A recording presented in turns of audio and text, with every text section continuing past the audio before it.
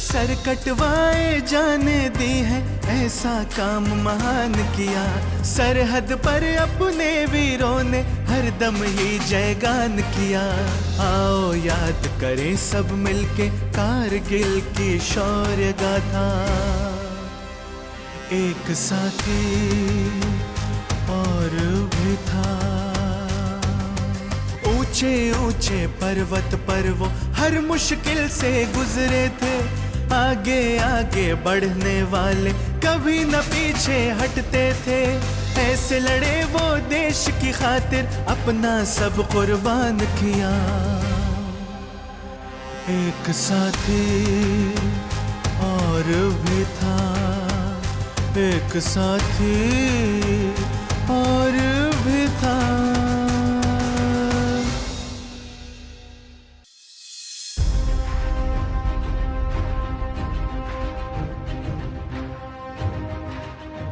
जय हिंद। नमस्कार, मैं श्रेयस तलपदे। कारगिल की शौर्य गाथा एक साथी और भी था, इस शो में आप सभी का स्वागत करता हूं। सुप्रसिद्ध गीतकार माहेश्वर जी का एक गीत है, आज लड़ाई जारी है। उसकी कुछ पंक्तियां ऐसी है। सृष्टि बीज का नाश न हो, हर मौसम की तैयारी है। कल का गीत लिए होंठों पर, आज लड़ाई जारी है, आज लड़ाई जारी है। हर आंगन का बूढ़ा सूरज परचम परचम दहक उठा। काल सिंधु का ज्वार परिश्रम के फूलों में महक उठा। ध्वंस और निर्माण जवानी की निश्चल कलकारी है। कल का गीत लिए होंठों पर, आज लड़ाई जारी है, आज लड़ाई जारी है। होठों पर भविष्य का गीत लिए हुए लड़ाई जारी रखने का संदेश एक कवि ही दे सकता है, लेकिन उसे जीवन में सार्थक कोई सैनिक ही करता है। मैं स्वागत करता हूं इस शो में हमारे सेना के विशेषज्ञ और थल सेना के पूर्व सैनिक मेजर अखिल प्रताप का। मेजर साहब ने अपने जीवन का एक महत्वपूर्ण हिस्सा देश के नाम किया है। मेजर साहब, आपका स्वागत है। आइए sir. Welcome to the show sir. Please take your seat.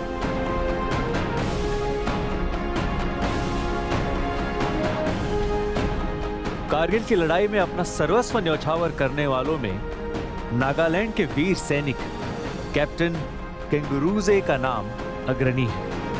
मैं मेजर अखिल प्रताप से आग्रह करता हूं कि वे कारगिल युद्ध के आज के हीरो के अद्भुत पराक्रम के बारे में हमें बताएं। लेकिन उससे पहले आइए देखते हैं एक एवी।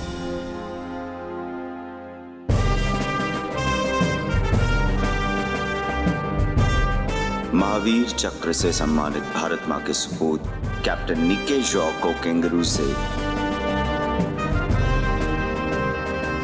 देश पर जान कुर्बान करने वाले अदम्य साहसी कैप्टन निक्के जोको केंगुरुजे की असाधारण वीरता को देश सलाम करता है।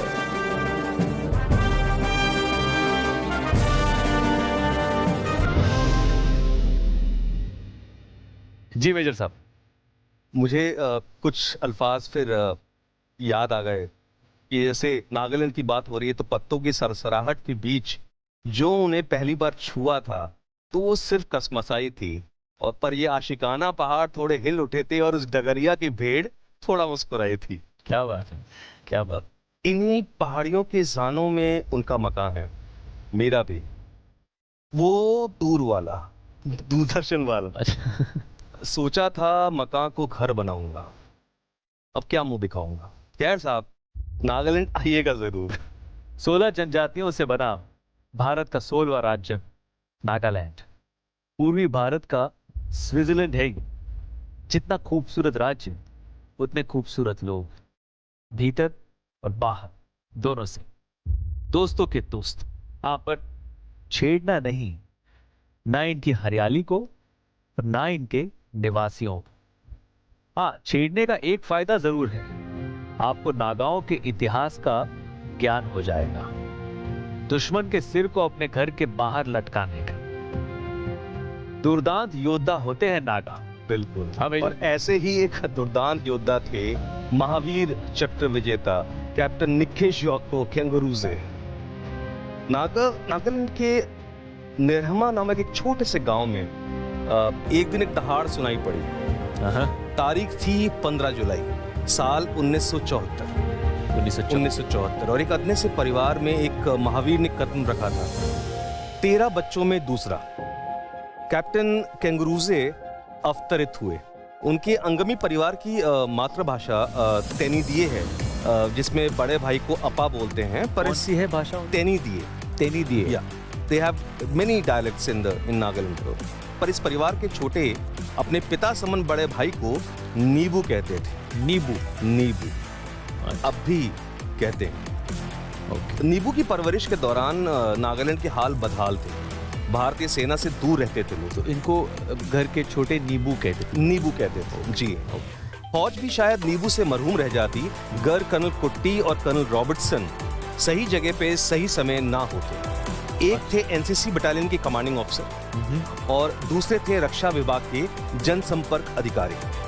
अच्छा, तो नीबू जी हमेशा से एक उच्च अधिकारी बनके अपनी नौकरी पेशा जिंदगी का आगाज करना चाहते थे, परंतु 1994 में अपनी पढ़ाई लिखाई समाप्त करके वो कोहिमा के एक सरकारी स्कूल में बतौर शिक्षक कार्यरत हो गए। ये नौकरी उन्होंने अपने बड़े से परिवार की जरूरतों को ध्यान में रखते हुए की थी। हालांकि कुछ कर गुजरने की तमन्ना उन्होंने तब भी पाली हुई थी और 3 सालों तक कोशिशों का सिला उनको मिला।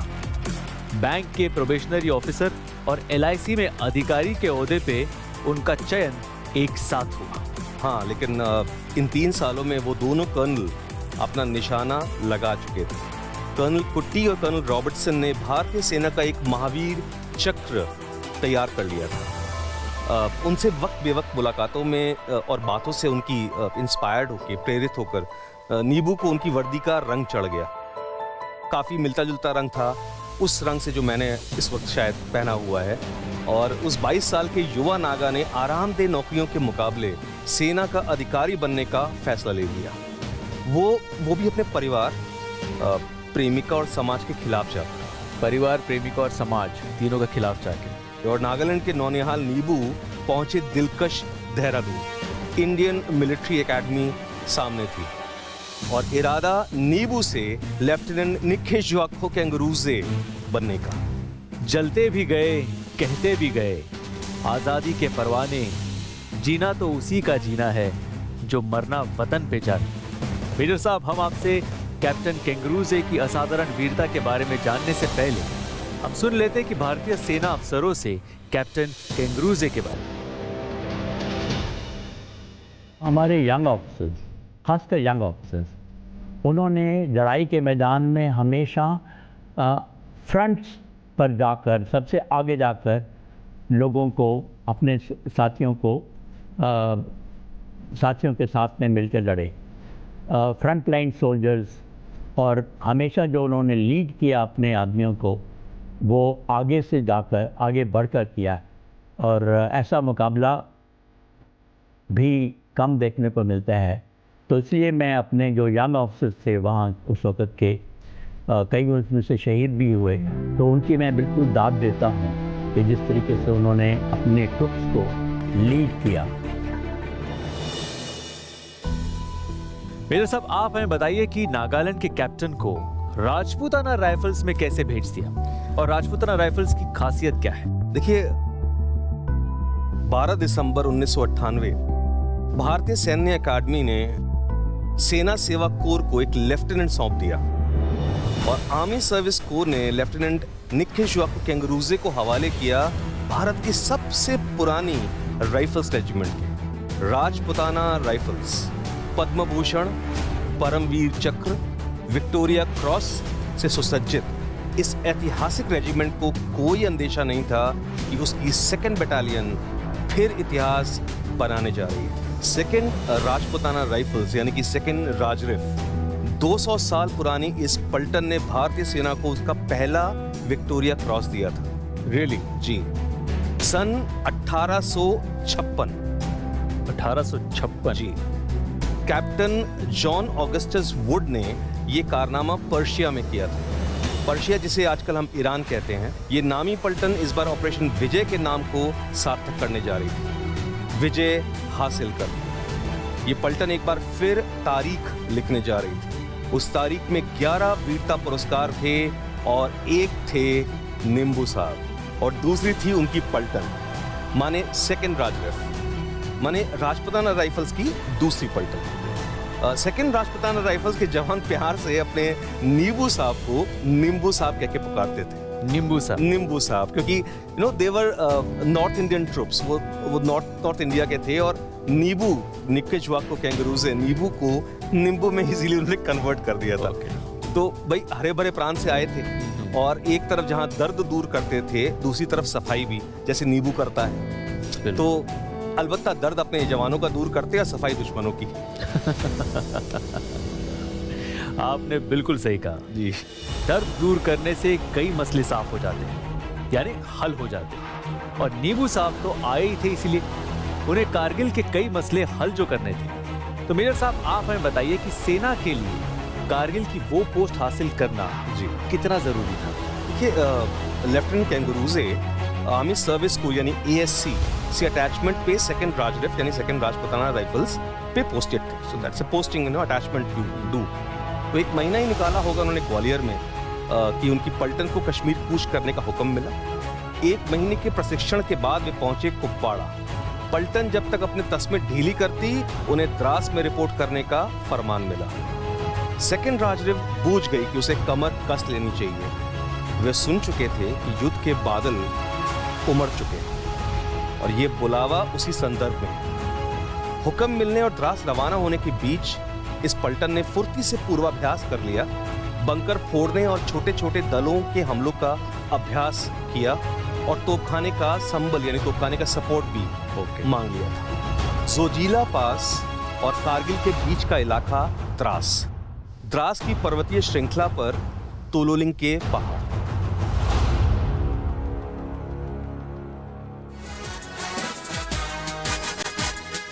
राजरिक के वीर हम, राजरिक के वीर हम, काल के विकाल हैं, कूदते हैं युद्ध में तो करते भूमि लाल हैं। राजरिक के वीर हम, काल के विकाल हैं, कूदते हैं युद्ध में तो करते भूमि लाल हैं। राजरिक के वीर हम।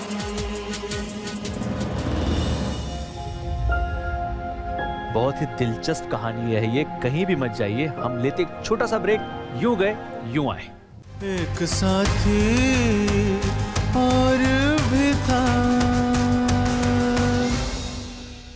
तो अभी आपने सुना कैप्टन के बारे में, अब मैं आपको बताता हूं कारगिल के युद्ध की कुछ और कहानी। यह युद्ध पाकिस्तान की सेना के लिए बहुत कठिन साबित हुआ। उसकी करारी हार तो हुई ही, उसकी साजिश भी नाकाम हुई कि वह अंतर्राष्ट्रीय समुदाय के सामने यह सिद्ध करना चाहता था कि कश्मीरी उग्रवादी इस युद्ध में शामिल है। उसकी कोशिश नाकाम हुई और सारे संसार को पता चल गया कि पाकिस्तान के गलत मंसूबे भारत की जमीन हड़पने और कश्मीर हथियाने के हैं। मैं कारगिल युद्ध के बारे में आपको और भी जानकारियां देता रहूंगा। पहले जानते हैं आज के हमारे हीरो कैप्टन कैंगरूज़े के बारे में, मेजर अखिल प्रताप सिंह। तो मेजर साहब, आप बताइए कि इस ऑपरेशन की क्या विशेषता थी जिसका नेतृत्व कैप्टन कैंगरूज़े ने? जी देखिए, तोलोलिंग पे हमारे चाबो साहब, वतन की राह में वतन के नौजवान शहीद हों, पुकारते हैं ये ज़मीं व आसमां शहीद हों। शहीद तेरी मौत ही तेरे वतन की जिंदगी, तेरे लहू से जाग उठेगी इस चमन की जिंदगी। खिलेंगे फूल उस जगह पे तू जहां शहीद हो। क्या बात है, क्या लिखा है मेजर साहब। सामरिक महत्व की वो पोस्ट जिसे कैप्टन को दुश्मन से हासिल करना था, उसके बारे में बताइए। क्या दुश्मन वहां हमसे बेहतर स्थिति में था या हम उससे अच्छी पोजीशन में थे? कैप्टन कैंगरूज़े ने उस पोस्ट पर कब्जा कैसे किया? 12 जून 1999 राजा रामचंद्र की जय के साथ सेकंड राजरफ तोलोलिंग पे टूट पड़ी। इस निर्भीक आक्रमण का दुश्मन ने टक्कर का जवाब दिया। राजपुताना राइफल्स को जानो माल का गंभीर नुकसान हुआ, लेकिन हमला जारी रहा। दुश्मन के छक्के छूटने लगे। तोलोलिंग विजय कारगिल युद्ध की एक बेहद महत्वपूर्ण विजय थी। खास तौर से हमारे फौज के मनोबल के लिए। अनगिनत दुश्मन मार गिराए गए और जीत के जश्न में 2 सितारों में एक और जुड़ा और लेफ्टिनेंट कैंगरूजे कैप्टन कैंगरूजे में तब्दील हो गई। ओके जी, so he was promoted okay in the field. मात्र 6 महीने हुए थे उनको वर्दी धारण किए हुए। मैदान जंग से कैप्टन कैंगरूजे ने अपने घर 3 खत भेजे, एक अपने पिता को, एक अपने छोटे भाई अतुले को और एक उस स्कूल के बच्चों को जहां वो टीचर थे। बच्चों को उन्होंने प्रोत्साहित किया, भाई को प्रेरणा दी और पापा से क्षमा मांगी, क्षमा वापस न लौटने की। उनको आभास हो चुका था कि अंत निकट है। कार्मिला को लिखने की हिम्मत नहीं हुई उनकी, वो कार्मिला जिससे वो शादी करने वाले थे बस कुछ ही महीनों में। जी, तो 28 जून 1999 तोलुलिंग की विजय के पश्चात कप्तान साहब को अगला लक्ष्य मिला और इस बार मिला 3 पिंपल्स, 3 चोटियों के गुच्छे का एक पर्वतीय शिखर। उनमें से एक थी लोन हिल, जो थी खड़ी चट्टानों पर टीला, जो आपने अभी यहां पर देखा। It was a straight climb. और खतरा था द्रास के गांव और राष्ट्रीय राजमार्ग यानी कि नेशनल हाईवे पर सीधी नजर रखता यह शिखर, जो हिंदुस्तान को अपने ही लद्दाख से काटने का मादा रखता था। दुश्मन का पूरा अख्तियार उस टीले पे था। कमांडो प्लेटून कमांडर की जिम्मेवारी कैप्टन कैंगरूजे ने मांग के ली थी। नजदीकी जायजा लिया, विपदा भांपी और तरतीब बनाई।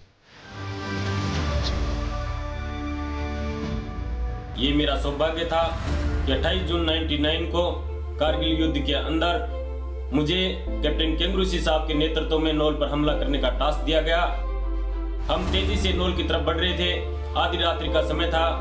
उसी समय कैप्टन कैंगरूजे साहब को गोली लगी, लेकिन उन्होंने इसकी परवाह किए बिना लगातार आगे बढ़ते रहे और सभी जवानों को आगे बढ़ने के लिए प्रेरित करते रहे। नौल पर काफी लंबी ऊंची चढ़ाई थी, लेकिन वो सबसे पहले चढ़े, एक एक जवान को ऊपर चढ़ाया, सभी के हथियार पकड़े और सामने पाकिस्तानियों को देखकर कहा कि आज मौका है, कोई भी पाकिस्तानी बचकर नहीं जाना चाहिए। वो तेजी से आगे बढ़े, हम उनके साथ थे। हमें लगा कि अभी इनको दबोच लेंगे, तभी किसी जवान का पैर फिसल जाने से साइलेंस टूट गया और पाकिस्तानियों ने हमारे ऊपर जबरदस्त फायरिंग कर दी, जिसमें कैंगरूजे साहब को कई गोलियां लगी, लेकिन उन्होंने लगातार फायरिंग करते हुए कई पाकिस्तानियों को मार गिराया। तो ये हमारे सुपर हीरो, उन्होंने अपने जीवन को देश की रक्षा के लिए कुर्बान कर दिया और अद्भुत शौर्य का प्रदर्शन किया। मेरे साहब, आप कैप्टन कैंगरूजे के सर्वोच्च बलिदान के बारे में हमें बताइए। उस टीले तक पहुंचने की पहल उन्होंने की थी और वो रस्सियों को टिकाकर बाकी के घातक दस्ते को, उस दस्ते को घातक दस्ता बोलते थे और डेल्टा कंपनी के हमले का रास्ता खोलना चाहते थे। वो जानते थे कि यह मौत को दावत देना है, वो जानते थे, लेकिन उन्हें राजपुताना राइफल्स का सिद्धांत भी याद था, वीर भोग्य वसुंधरा, वीर ही धरती का उत्तराधिकारी। और तकरीबन 200 फीट की चढ़ाई, can you just imagine that, 200 feet की चढ़ाई उस पैदाइशी पहाड़ी नागा योद्धा के लिए भी नामुमकिन थी। 15 किलो का वजन साथ था। जब वो अवरोध से जूझते जूझते थक गए तो नागा का गुस्सा परवान चढ़ा। नागाओं की खासियत होती है, वो नंगे पांव ज्यादा इत्मीनान से होते हैं। They are more agile and comfortable in bare feet. या निंबू साहब ने अपने स्नो बूट्स उतार फेंके और -10 डिग्री तापमान में 16,000 फीट की ऊंचाई निडरता से चढ़ते गए। अनबिलीवेबल। He was अभूतपूर्व साहस था ये। It's unprecedented, you can't even think of that। और रस्सी से अपने बाकी के साथियों को यकीन किया, कारगर रेंज में आए और संग में जो रॉकेट लॉन्चर था उससे पहला राउंड दाग दिया। युद्ध हुआ और बेतहाशा हुआ। दुश्मन ने यूनिवर्सल मशीन गन्स और हथगोलों का दूना वार किया, हैंड ग्रेनेड्स। राजा रामचंद्र की जय के युद्ध घोष के साथ राजपुताना राइफल्स फिर टूटी और यकायक छर्रों की एक बौछार कैप्टन कैंगरूजे के पेट और जानों को छलनी कर दी। अपनी करहा को नजरअंदाज करके उन्होंने सीधा धावा बोला, 2 गनमैन को गोलियों से भून दिया और 2 को अपने चाकू से गोद दिया। गोलियां लगने के बाद जी उन्होंने जाके ये जी, सब किया। जी। और नींबू साहब के साथ ही उन्होंने पीछे से पुकारा कि साहब ये सुसाइड मिशन है, कर क्या रहे हो आप, लेकिन वो योद्धा अपना आपा खो चुका था और इस जान खोने की जिद में था। जो ही आगे बढ़े कि दुश्मन का एक गोला उनके पास फटा, वो लुढ़के और उसी खाई में जिसे पार करके ऊपर आए। ये वाकई में बहुत ही भावुक क्षण है और हमें लेना है यहाँ पे एक छोटा सा कमर्शियल ब्रेक। कहीं मत जाइए, हम बस यूं गए क्यों आए। एक साथी और भी था। मुकुटधर पांडे जी की एक कविता है, जीवन साफल्य। उसकी कुछ पंक्तियां ऐसी है। जननी जन्मभूमि पर जिसने तन मन अपना वारा है, उसने दुख दरिद्र हरने का अति पवित्र व्रत धारा है। जिसने सतत लोक सेवा का ग्रहण किया है बरवाना, सफल किया बस उसी एक ने इस जग में अपना आना। हम कामना करते हैं कि कैप्टन केंगरूजे ने युद्ध में उस पोस्ट पर जो अपनी जीत दर्ज की है वो हमेशा वैसी ही रहेगी। उनके बलिदान को हम कभी भुला नहीं सकते।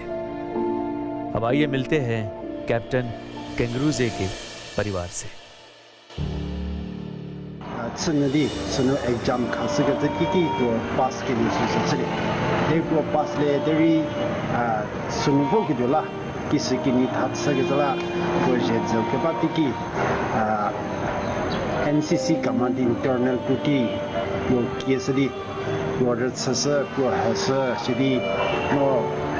我这里说按那么个说过，给测试到就是的个潘家潘拉学院是给人家学院个可以是的，我的 army training 也这就是是的。 He joined the Indian Army training at June 1997 and was commissioned on December 1998. He joined as the second lieutenant and was promoted to captain when he was sent for Kargil War. He joined the ASC, but as demanded by service, he was deputed to 2nd Rajputana Rifle for field experience when Kargil War took place.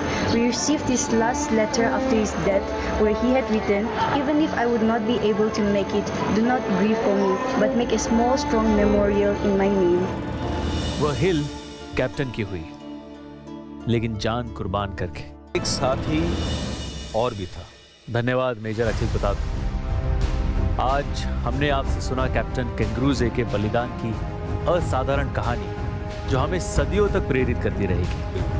Kargil की लड़ाई में captain केंगरूजे के पराक्रम ने अन्य सैनिकों का मनोबल तो बढ़ाया ही, उनका मार्ग भी प्रशस्त किया। हम उन्हें सच्चे दिल से सैल्यूट करते हैं। आइए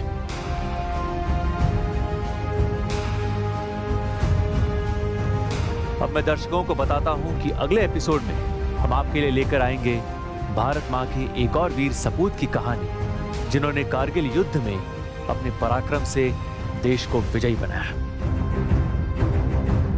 जय हिंद।